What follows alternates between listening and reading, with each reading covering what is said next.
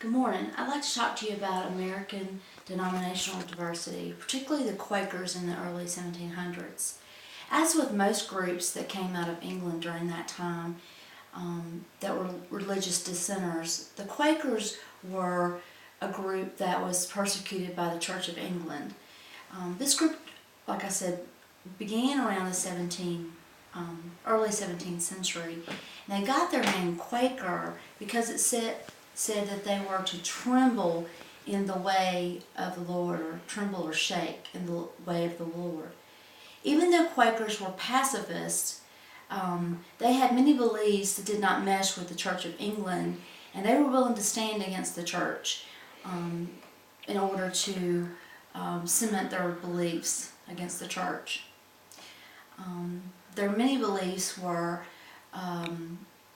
as pacifists, were not to fight in any of the wars that England participated in during that time.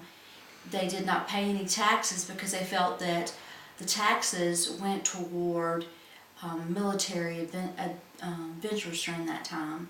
They believed in total courtesy or respect.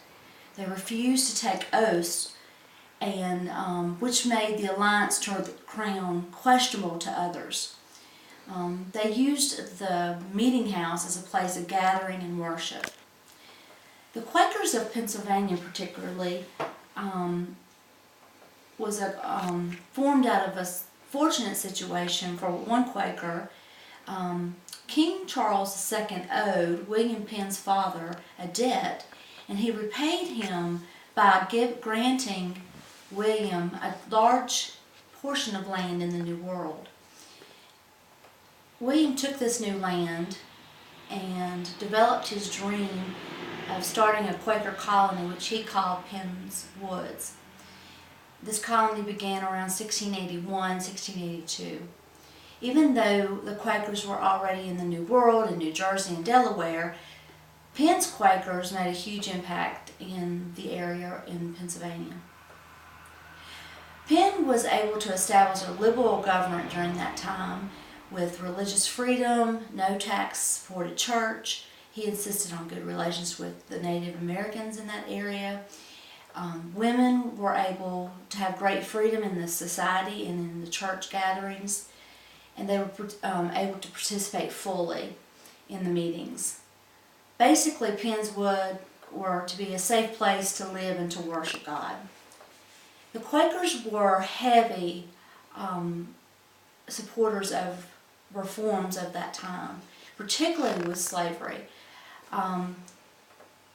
They're best known for their strong abolition views, and they played a significant role in the abolition of slavery's women's rights, peace. They promoted education reform, humane treatment of prisoners and the mentally ill, and they were the first to separate prisoners or come up with this idea of separating prisoners in individual cells to give them time to contemplate their repentance in isolation.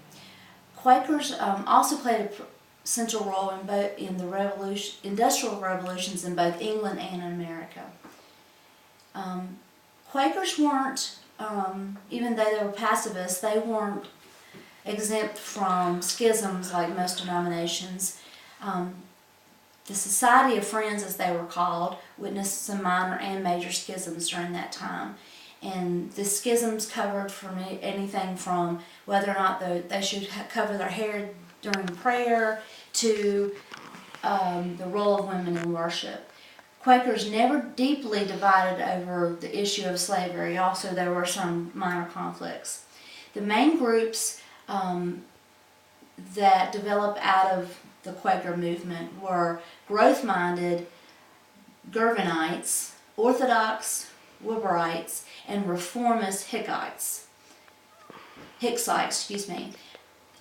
the 20th century, this time was a time of unity for the Quakers. It was a time where there was a movement to kind of bring the Quaker movement back to uniformity. But over the last 30 years, during the 21st century, the number participating in the Friends Society or the Quaker movement have dropped dramatically. But our nation still enjoys the benefits of the organizations that the Quakers began in order to promote their idea of peace and equality. Thank you.